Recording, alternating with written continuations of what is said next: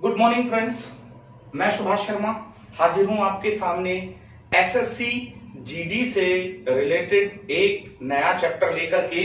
और जो चैप्टर है उसमें हम जानेंगे कि कैसे हम फाइंडिंग एरर्स को बहुत ज्यादा आसान बना सकते हैं आपके एग्जाम के लिए। तो चलिए हम इसमें पहली जो एरर आपकी स्क्रीन पर दी गई है उसे देखते हैं। देखिए यहां लिखा हुआ है the kitchen need painting badly so she must get it done. तो आपने देखा यहां पर द किचन, ए पोर्शन जो है यहां पर बिल्कुल सही है। बी पोर्शन को हम देख रहे हैं नीड पेंटिंग। तो देखिए यहां पर जो किचन है वो जब सिंगुलर है, जब यहां पर हमने किचन को देखा तो किचन क्या है हमारा सिंगुलर नाउन है। और जब ये हमारा सिंगुलर नाउन है तो श्योर है कि जो नीड है तो नीड का क्या हो जाएगा, नीड्स हो जाएगा। क्योंकि जब प्रेजेंट इंडेफिनिट में हमारा एक वचन होता है तो हम उसमें एस या ईएस का प्रयोग करते हैं। तो जो हमारा यहां पर बी पोर्शन दिया है और उसमें जो हमारी एडवर्ब है तो उसे हमें करना होगा the kitchen badly needs painting. तो हमें क्या करना होगा, बैडली नीड्स करना होगा। तो आप समझ गए होंगे कि इसका जो ये बी पोर्शन है इसके अंदर एरर है। चलिए हम नंबर 2 एरर की ओर चलते हैं।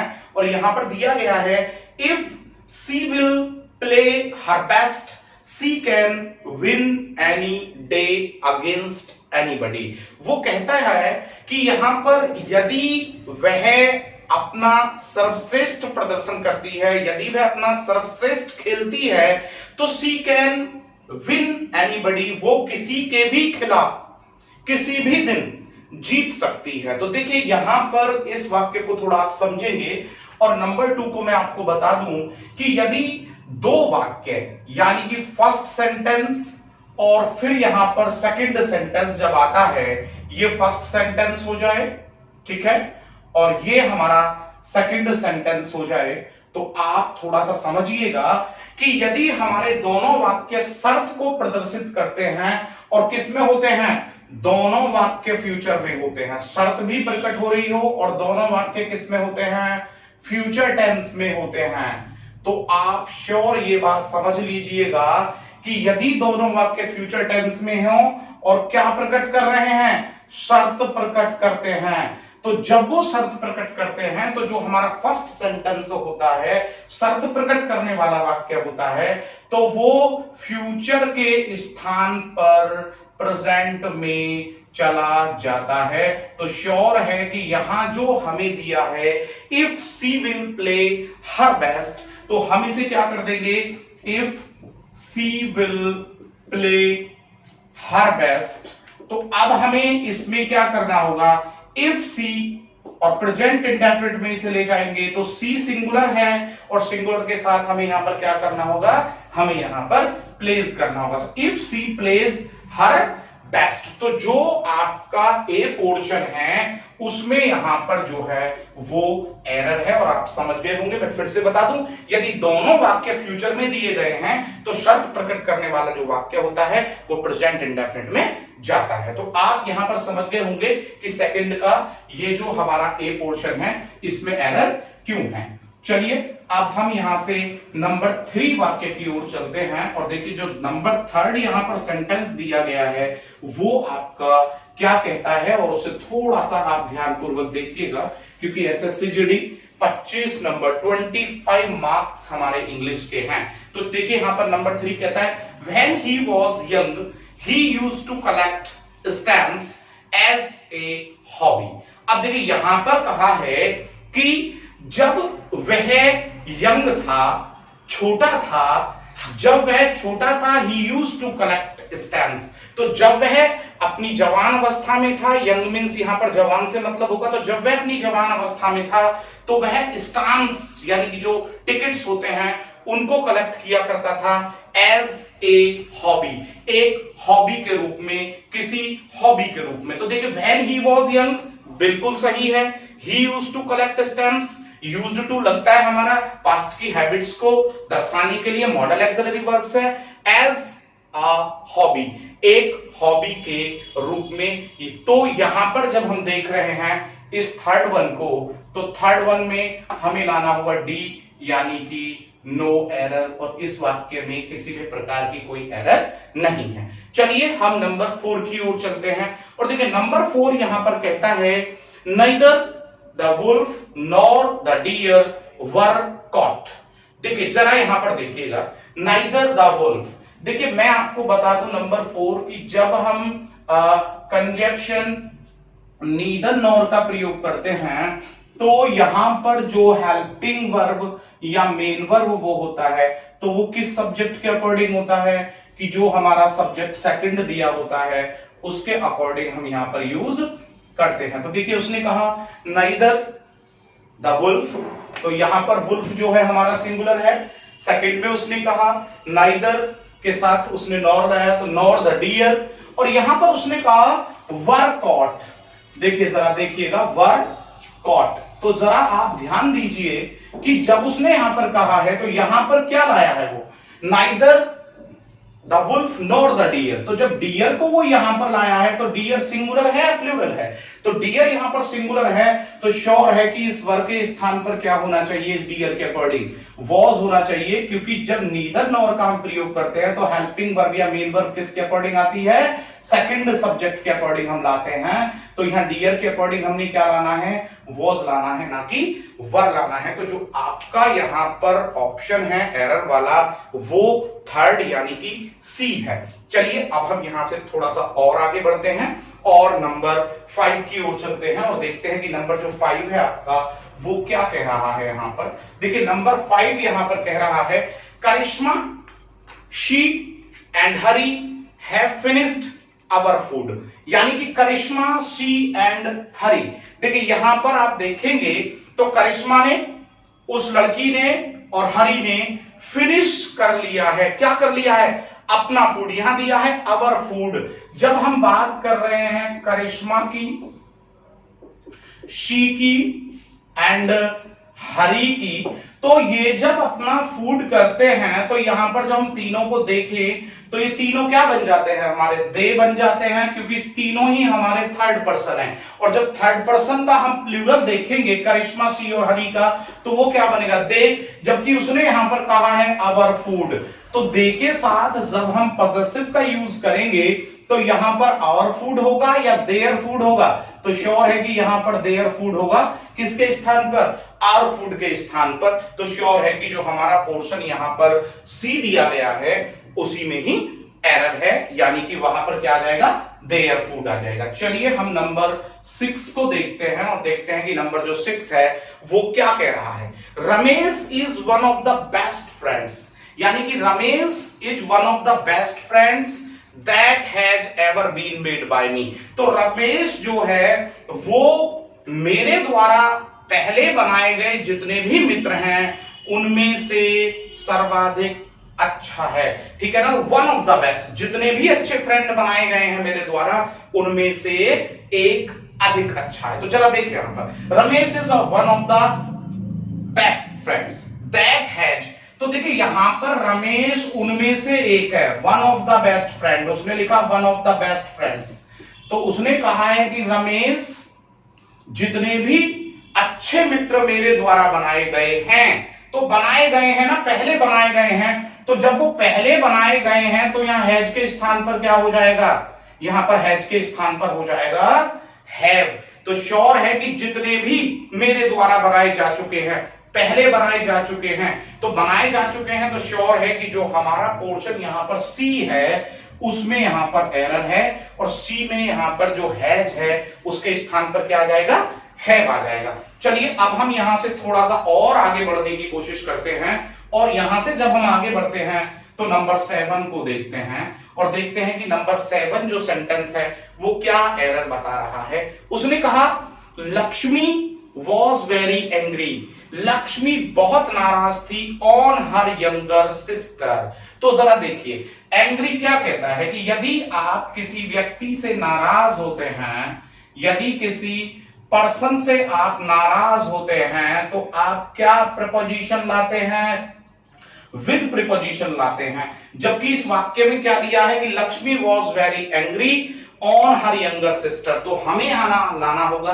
कि Lakshmi was very angry with her younger sister. तो जो आपका पोर्शन सी है उसमें यहां पर एरर है। चलिए तो हम यहां आपको बता देते हैं कि यहां पर जो पोर्शन सी है वहां ऑन के स्थान पर क्या आएगा, विद आएगा। तो आप समझ गए होंगे इसको, ठीक है। तो जो आपका सी पोर्शन है उसमें यहां पर ये एरर दी गई है। चलिए आप जल्दी से झटपट आगे पढ़िए यहां पर कि आगे जो सेंटेंस है नंबर 8 वो क्या कह रहा है। तो देखिए नंबर 8 ने यहां पर कहा है कि गुड़िया and her brother entered into the cinema hall. तो जरा देखिएगा यहां पर, या सिनेमा थिएटर। तो यहां वो कह रहा है कि गुड़िया and her brother entered into the cinema theatre. Number 8। अब देखिए यहां पर जो एंटर दिया गया है, जरा ध्यान देंगे तो एंटर के बाद तो हमको प्रपोजिशन का इस्तेमाल करना ही नहीं होता। तो जब हमें एंटर के बाद प्रपोजिशन का इस्तेमाल नहीं करना है तो ये कंफर्म है कि एंटर्ड इनटू जो दिया है तो इसी पोर्शन में इसी वर्ड के बाद हमें यहां पर ये एरर मिल रही है कि हमें यहां पर लाना है एंटर्ड केवल, ना कि इनटू। क्योंकि मैं आपको बता दूं कि जो यहां पर वर्ड दिया गया है नंबर 8 में एंटर, तो एंटर के बाद क्या होता है, नो प्रीपोजिशन। और जब नो प्रीपोजिशन होगा तो श्योर है कि यहां पर जो ये इनटू दिया है ये नहीं आएगा, श्योर है। तो यहां पर हमें क्या मिलेगा, नंबर 8 का जो बी पोर्शन है उसमें हमें यहां पर एरर फाइंड कर दी है, और वो क्या है कि हमें यहां से जो इनटू है उसको हटाना होगा। तो हमें इसे करना होगा गुड़िया एंड हर ब्रदर एंटर्ड, आगे बोले, हाँ सही, एंटर्ड द सिनेमा थिएटर, ठीक है। चलिए हम यहां से आगे बढ़ रहे हैं, नंबर 9 को देख रहे हैं। नंबर 9 को देखिए झटपट। नंबर 9 कह रहा है the poor woman poisoned her and her own children. तो the poor woman poisoned her, तो जब पुअर वुमन ने, यानी कि जो गरीब महिला है, उसने स्वयं को और अपने बच्चों को क्या दे दिया, जहर दे दिया। तो यहां पर जो पुअर वुमेन ने स्वयं को और अपने बच्चों को जहर दिया है, तो श्योर है कि हम हर के स्थान पर क्या लेकर के आएंगे, हर सेल्फ लाएंगे। तो यहां पर जब हम देखेंगे तो जो हमारी एरर पोर्शन है वो है हमारा बी, और वहां पर क्या होगा, हर के स्थान पर क्या हो जाएगा, हर सेल्फ हो जाएगा, ठीक है। चलिए अब हम यहां से आगे बढ़ने की कोशिश करते हैं और नंबर 10 को यहां पढ़ते हैं। इफ आई वॉज इन 2010, यदि it was in 2010, I was नहीं, वो कहता है कि 2010 का समय था, when they first flew to the USA, जब वे पहली बार यूएसए गए। तो ये देखिए कि it was in 2010, it was in 2010। तो हम ये कहें कि यह 2010 में समय था, या हम ये कहें कि यह 2010 का साल था। तो यह 2010 का समय या यह 2010 का साल था जब वो पहली बार कहां के लिए उड़े, वो पहली बार गए कहां, यूएसए गए। तो श्योर है कि जो पोर्शन में इसमें इन दिया है इसको हमें यहां से हटाना होगा, और इसका जो ए पोर्शन है उसमें हमें इनको हटाना होगा, यानी कि जो एरर है वो कहां पर दी गई है, वो दी गई है एरर ए पोर्शन में, क्योंकि हमें कहना होगा कि 2010 का समय था या यह 2010 था। तो इट वॉज 2010 और इन जो है यहां पर वो यूजलेस है, तो यहीं पर ये एरर है। चलिए हम नंबर 11 को देखते हैं। The children's pat slept quite in their uncle's house. तो वो कह रहा है कि जो बच्चों का जो पालतू जानवर था, पेट था, वो स्लेप्ट क्वाइट, वो सो गया। और कैसे सो गया, जरा ध्यान दीजिए, वो सो गया, SLEPT, वो सो गया। और कैसे सो गया, उन्होंने कहा है क्वाइट, वो शांति से सो गया। तो जरा एक बात समझिए, क्वाइट मीन्स तो शांत होता है, तो जब आप इसे शांति से सो गया कहेंगे तो क्वाइट के स्थान पर क्या हो जाएगा, क्वाइटली, क्योंकि अब यहां पर ये तो है एडजेक्टिव, जबकि हमें क्या बनाना है इसका एडवर्ब, क्योंकि वर्ब की विशेषता बताएगा। वो सो गया, सोया कैसे, वो शांति से सो गया, तो श्योर है कि आपको सेलेक्ट क्वाइटली करना होगा, ना कि सेलेक्ट क्वाइट, क्योंकि क्वाइट एक एडजेक्टिव है और जबकि हमें इसके स्थान पर क्या लाना है, यहां पर हमें जो लेकर के आना है वो लेकर के आना है एडवर्ब, तो सेलेक्ट क्वाइटली। ठीक है, चलिए अब हम यहां से फिर आगे बढ़ने की कोशिश करते हैं और हम बात करते हैं यहां से आगे नंबर 12। और देखिए अगर हम नंबर 12 की बात करते हैं तो वो कहता है कि अवर सक्सेस और अवर फेलियर, जरा ध्यान दीजिएगा, उसने कहा अवर सक्सेस और our failure largely depend upon our actions. तो जरा ध्यान दीजिएगा, वो कहता है कि हमारी सफलता या हमारी असफलता लार्जली, बहुत बड़े रूप में क्या करती है, निर्भर करती है। तो जरा ध्यान दीजिएगा, लार्जली डिपेंड उसने बोला है, तो लार्जली डिपेंड होना चाहिए या लार्जली डिपेंड्स होना चाहिए। आप थोड़ा समझिएगा कि जब उसने कहा कि हमारी सफलता या, यानी कि सफलता या असफलता में से किसी भी एक को हमें मानना है, तो जब वो डिपेंड करती है तो डिपेंड का क्या हो जाएगा, डिपेंड्स हो जाएगा, क्योंकि प्रेजेंट इंडेफिनिट के एक वचन में हमको क्या लगाना होता है, एस या ईएस का प्रयोग हमें करना होता है। तो जो आपका यहां पर एरर पोर्शन है वो कौन सा हो जाएगा, बी हो जाएगा, और वहां डिपेंड के स्थान पर क्या करना होगा, हमें डिपेंड्स करना होगा। चलिए हम बहुत जल्दी से नंबर 13 की ओर बढ़ते हैं। Each of the man are clever, जरा ध्यान दीजिएगा, बहुत ही अच्छा वाक्य है, ईच ऑफ द मैन। तो देखिए यहां पर उसने बोला ईच ऑफ द मैन, ठीक है, MEN, आर क्लेवर, ठीक है, यही तो बोला। अब जरा ध्यान दीजिए, जब ईच का हम प्रयोग कर रहे हैं, देखिए अगर ऑफ का प्रयोग करते हैं हम किसी भी इंडेफिनिट वर्ड के बाद, इंडेफिनिट वर्ड के बाद हम ऑफ का प्रयोग करें तो उसके बाद जो नाउन होती है वो प्लूरल होती है, ठीक है। तो यहां पर ये देखिए कि जितने भी व्यक्ति हैं उनमें से प्रत्येक कैसा है, चालाक है, तो उसके बाद जो हमारी हेल्पिंग वर्ब होती है वो क्या होती है, वो सिंगुलर होती है। तो यहां पर मैं फिर से बता दूं, कोई भी इंडेफिनिट वर्ड हमारा आ जाता है, उसके बाद ऑफ आ जाता है, और वहां पर उसके बाद कौन सी नाउन होगी, प्लूरल नाउन होती है।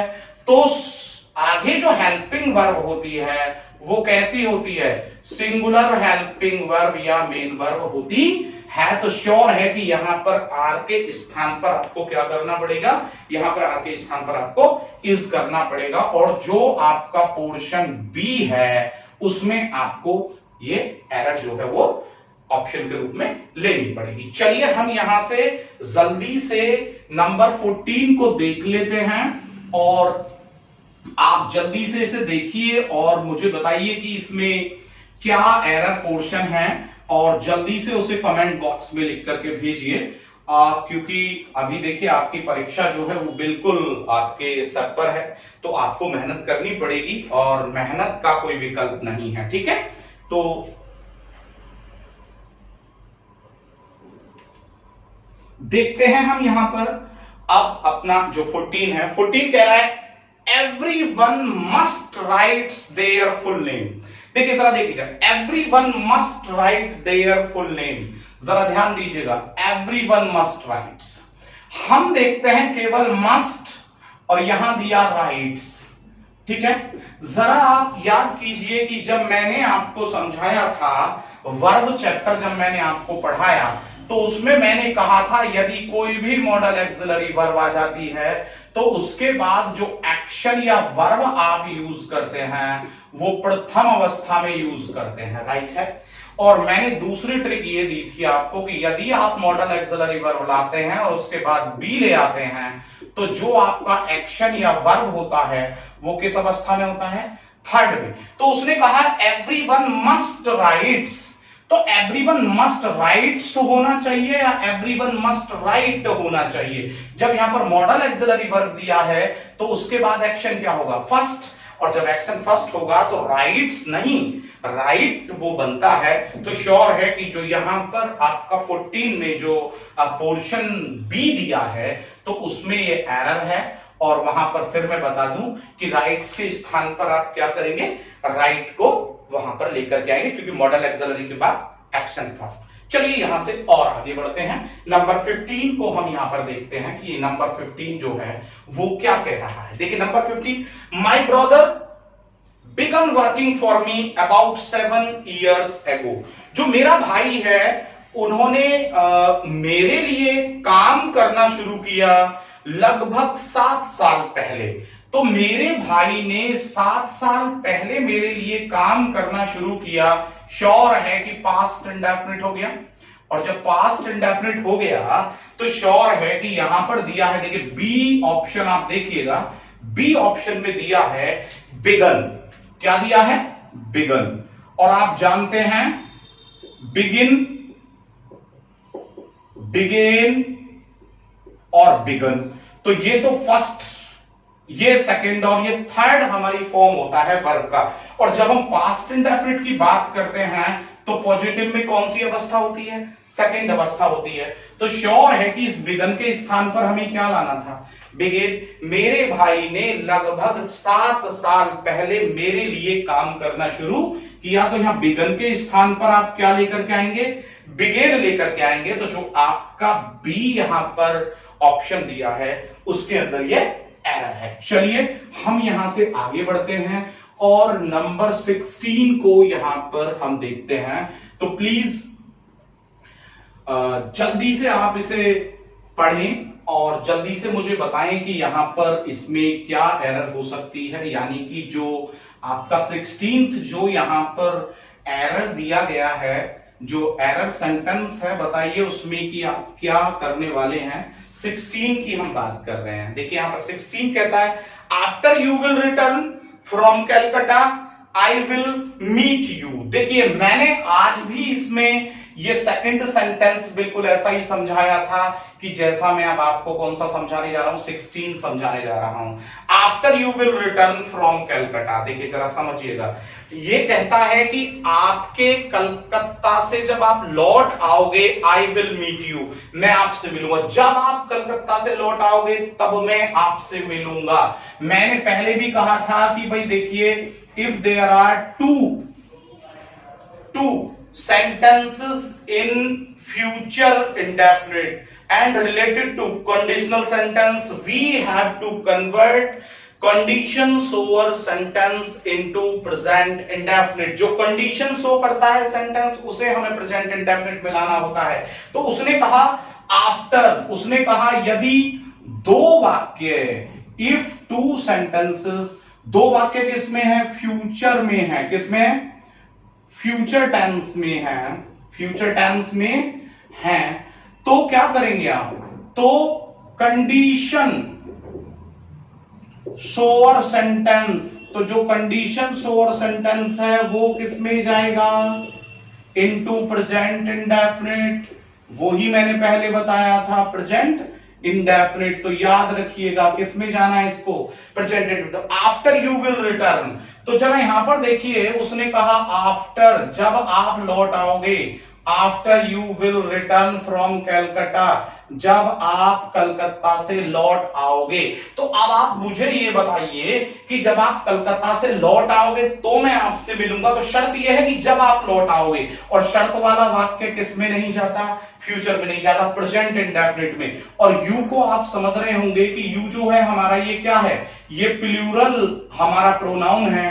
तो जब प्लूरल दिया है तो श्योर है कि प्रेजेंट इंडेफिनिट प्लूरल के साथ एक्शन फर्स्ट का ही यूज किया जाता है। तो श्योर है कि इसका जो ए पोर्शन है उसमें केवल आपको क्या हटाना है, इस विल को हटा देना है।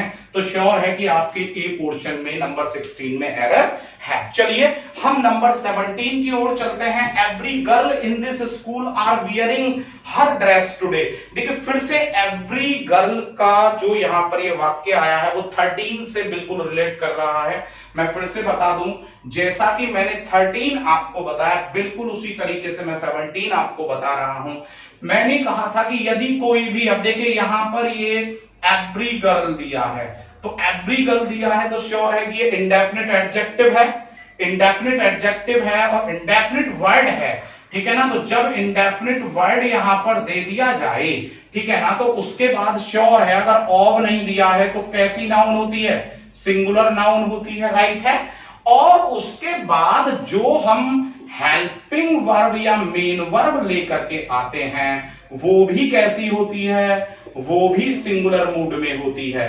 तो अब आप नंबर 17 को देखो, every girl in this school are wearing, तो यहां पर जब singular every girl in this school और उसने कहा आर वियरिंग, तो हमें आर के स्थान पर क्या लाना होगा, इज वियरिंग। तो हमें यहां पर इज को जो है वो यहां पर लेकर के आना है आर के स्थान पर। तो जो आपका बी पोर्शन है उसमें एरर है, और उसमें एरर ये है कि हम आर के स्थान पर यहां पर क्या लेकर के आएंगे, आर के स्थान पर हमको लाना होगा यहां पर इज। तो आप 17 को भी बहुत अच्छे से समझ गए। अब आप फटाफट यहां पर नंबर 18 को पढ़ने की कोशिश कीजिए बहुत जल्दी से, और उसका ऑप्शन दीजिए।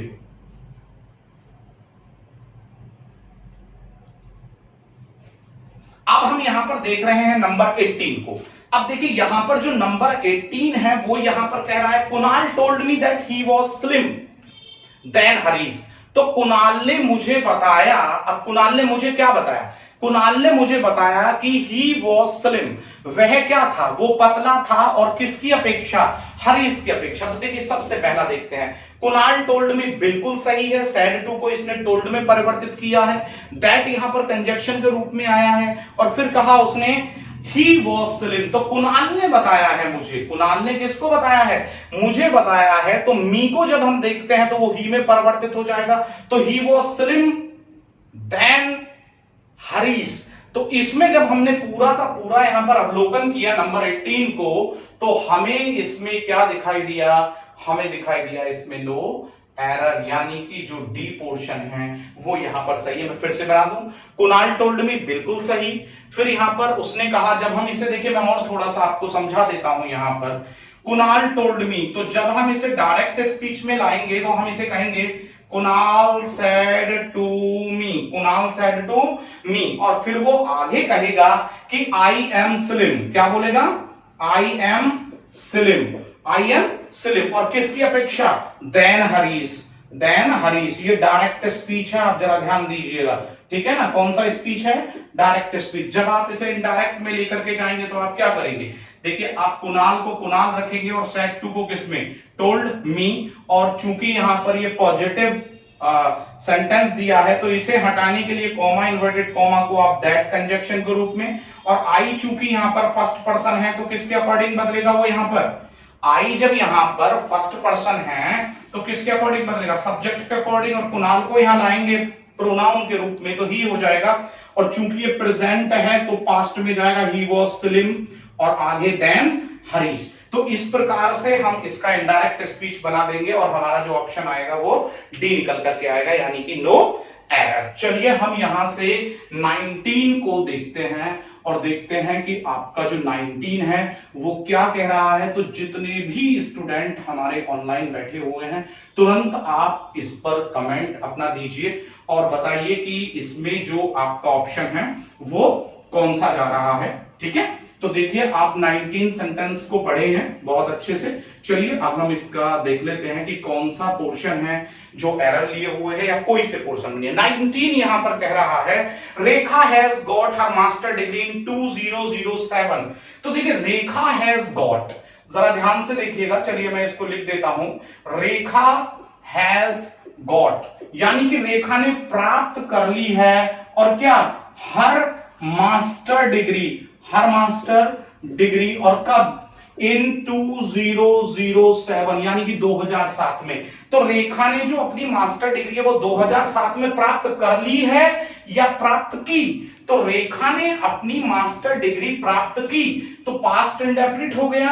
तो यहां पर क्या है, इसको हमें हटाना पड़ेगा क्योंकि ये तो हैज लगने के बाद प्रेजेंट परफेक्ट पर जाता है, और ये प्रेजेंट परफेक्ट तो हो ही नहीं सकता क्योंकि बात हम किसकी कर रहे हैं, 2007 की। तो रेखा ने अपनी मास्टर डिग्री जो है वो प्राप्त की, कब प्राप्त की, 2007 में। तो जब प्राप्त की है 2007 में, तो पास्ट इंडेफिनिट में हमें केवल सेकंड फॉर्म लानी होती है, हमें प्रेजेंट परफेक्ट में इसे नहीं ले जाना होगा।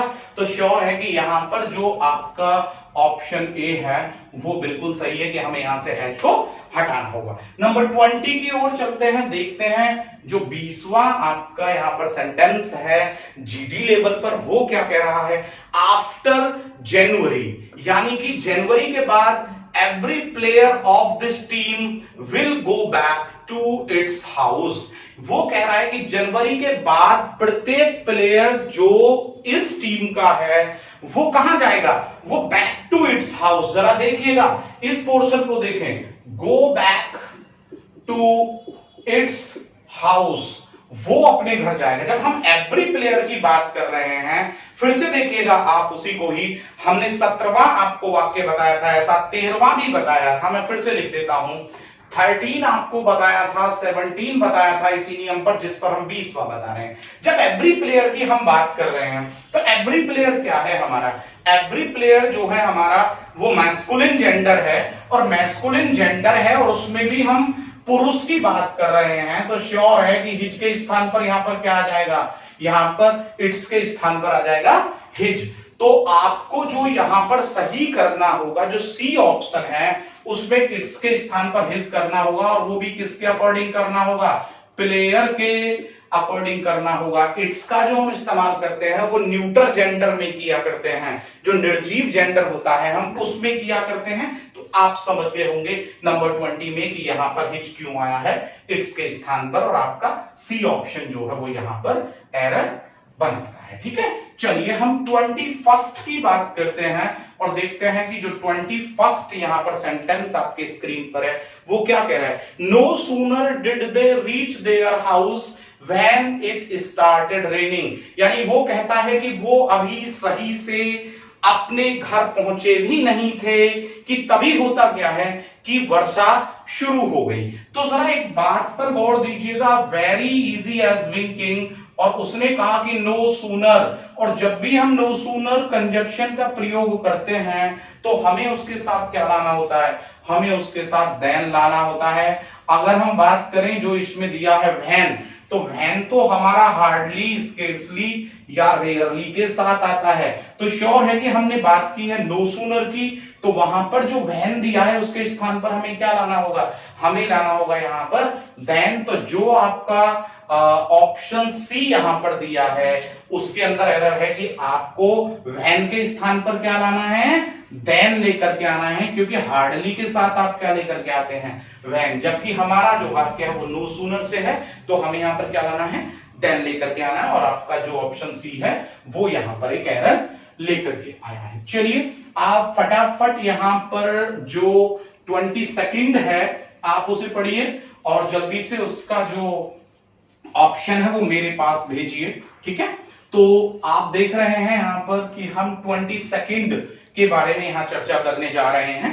तो देखिए 22nd की अगर हम बात करते हैं तो वो बोल रहा है यहां पर कि ललिता आस्क्ड राधा। देखिए ललिता ने किससे पूछा है, ललिता ने राधा से पूछा है, ललिता ने राधा से कहा to remind him about the meeting, कि वो उसे किसके बारे में बता दे, वो उसे किसके बारे में याद दिला दे, मीटिंग के बारे में याद दिला दे। तो Lalita asked Radha to remind him. जब ललिता पूछ रही हैं और किससे पूछ रही हैं, ललिता आस्क्ड राधा, तो श्योर है कि वो ललिता कह रही है राधा से कि वो किसको याद दिला दें, वो रिमाइंड हिम करा दें। वो किसको याद करा दें, वो ललिता को ही तो याद करा दें, ललिता को मीटिंग के बारे में बता दे। तो ललिता यहां पर मैस्कुलिन जेंडर है या फेमिनिन जेंडर है, फेमिनिन जेंडर है। तो आपको यहां पर जब ललिता ने राधा से कहा है कि वह उसको याद करा दे मीटिंग के बारे में, तो ललिता ने स्वयं अपने बारे में कहा है, और जब इसे इनडायरेक्ट में ले जाएंगे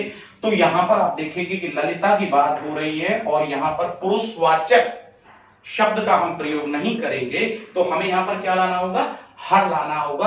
क्यों लाना होगा, क्योंकि बात ललिता के लिए है यहां पर। ठीक है, चलिए अब हम यहां से जब आगे बढ़ रहे हैं तो उसको भी हम देख लेते हैं कि अब कौन सा वाक्य हमारा है। तो 22nd हमने अभी आपको बताया, और जब हमने 20 सेकंड आपको बताया तो 20 सेकंड में आपने देखा कि जो बी पोर्शन है उसमें आपकी एरर हुई कि वहां पर हिम नहीं आएगा, क्योंकि यहां ललिता जो है वो पुरुष नहीं है, महिला है, तो हार आ गया।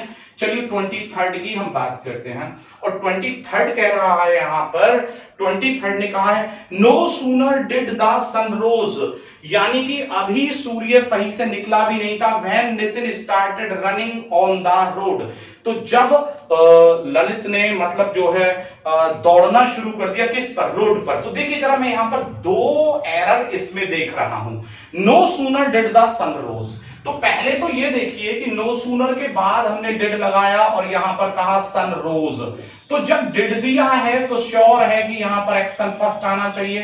तो no sooner did the sun rise, क्योंकि डिड के साथ एक्शन क्या होता है, फर्स्ट होता है, तो हमें करना होगा no sooner did the sun rise. और देखिए दूसरा उसने कहा है वैन, यहां पर दिया है, मैंने अभी आपको बताया था कि नो सूनर के साथ वैन नहीं क्या लगाते हैं, देन लगाते हैं। तो आपको यहां पर क्या करना होगा, no sooner did the sun rose then the sun rise. तो आप देख लीजिएगा कि जो इसका ए पोर्शन है उसमें आपको एरर दिखाई दे रही है, एक राइज के रूप में और एक देन के रूप में। तो यहां पर ये आपका जो ए ऑप्शन है वो ही एरर ले रहा है। और आप जल्दी से जो आज की कक्षा का सेकंड लास्ट जो सेंटेंस है आप उसे पढ़िए और जल्दी से इसका ऑप्शन मुझे भेजिए लिख के।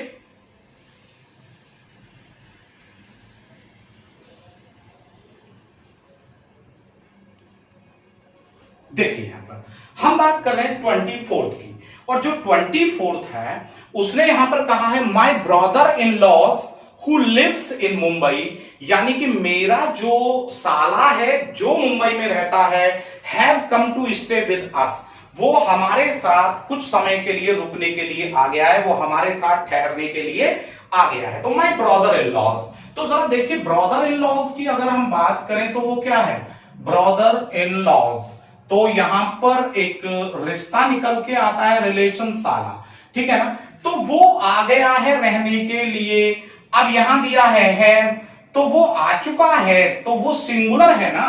जब ये यहां पर सिंगुलर है तो श्योर है कि इसके अकॉर्डिंग जो हेल्पिंग वर्ब है वो भी तो सिंगुलर ही आएगी। तो यहां पर हैव के स्थान पर आप क्या करेंगे, यहां पर आप हैव के स्थान पर कर देंगे हैज। और आप समझ गए होंगे कि जो यहां पर एरर है आपका, वो जो पोर्शन यहां दिया है सी, उसमें ये आपकी एरर है। और चलिए हम आज आपका जो लास्ट यानी कि एसएससी जीडी का जो यहां पर लास्ट एरर फाइंडिंग सेंटेंस है सीरीज का, इस कक्षा का, उसे हम यहां पर देख लेते हैं। तो ठीक है, इसने 25 जो बोला है, hardly had I reached home where I heard about the robbery, तो hardly had I reached home, देखिए आप समझ लीजिए hardly had I reached home, मैंने कहा था हार्डली का जब भी प्रयोग करेंगे तो उसके साथ हमें ये एरर दिखाई दे सकती हैं। तो आप ये बताइए कि यहां पर हार्डली के साथ क्या आना चाहिए था, वैन आना चाहिए था। उसने यहां पर कहा hardly had I reached home, मैं मुश्किल से अभी घर पहुंचा ही था।